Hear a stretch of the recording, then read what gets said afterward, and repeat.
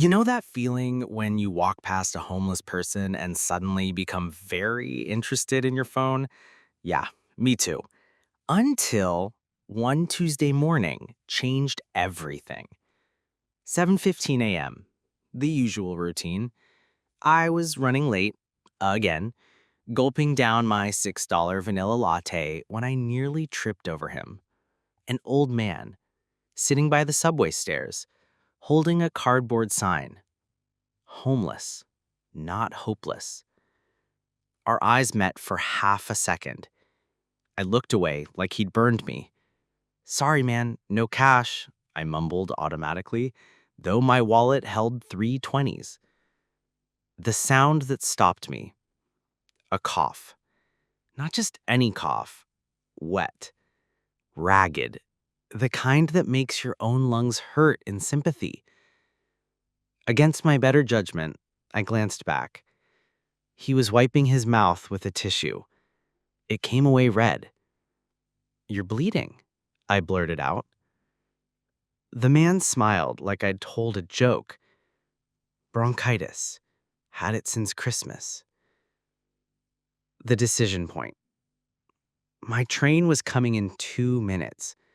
I could A, walk away, like always, B, do something stupid. I chose B. Wait here, I said, already running to the pharmacy across the street. What happened next? When I returned with antibiotics, the strongest the pharmacist would sell without prescription, the old man was gone. Only his sign remained. Flipped over. In shaky handwriting, it read, "Thank you for seeing me today."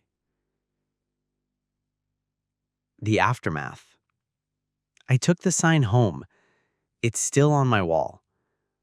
Now I notice them everywhere. The invisible people.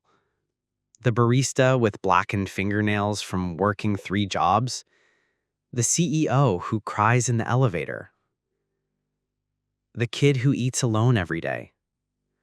3 days later, the antibiotics sat untouched in my bag. Every time I passed that subway station, I scanned the crowd for the old man. Nothing. Then on Friday, something stranger happened. My usual barista, Maria, the one who always misspells my name as Mark instead of Mike, handed me my coffee with red-rimmed eyes.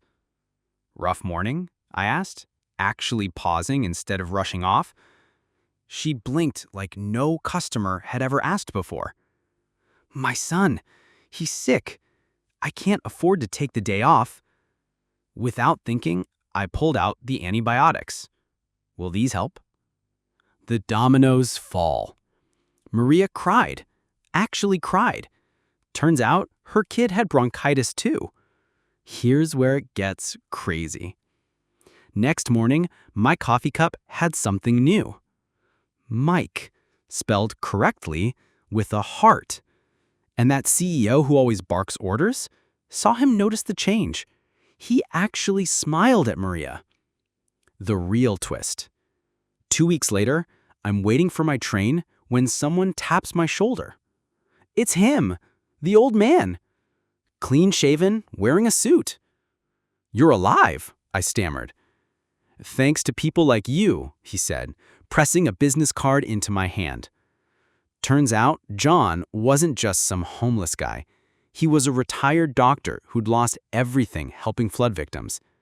Now he runs a free clinic.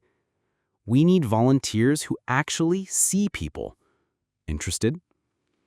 That's when I realized kindness isn't a transaction. It's a spark. Volunteering at Dr. John's clinic wasn't glamorous. We worked in a converted laundromat using folding chairs as exam tables. But the people who came in, the exhausted single moms, the construction workers hiding injuries, the elderly choosing between meds and groceries, they looked at us like we were angels. Then, one rainy Thursday, my past came walking through the door. Unexpected recognition. Mike? I looked up to see David, my old college roommate, the one who'd ghosted everyone after landing some fancy finance job. The David I remembered wore $300 shirts. This David had holes in his shoes.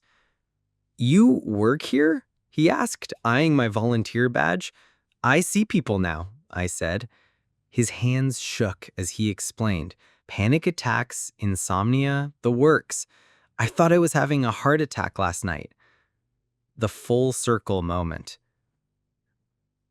As I took his vitals, David kept staring at the wall behind me, where Dr. John had framed that original "Thank you for seeing me" sign. I walked past that guy every day, never even... His voice broke. Mine too, when I realized this was exactly how I'd been before that Tuesday morning.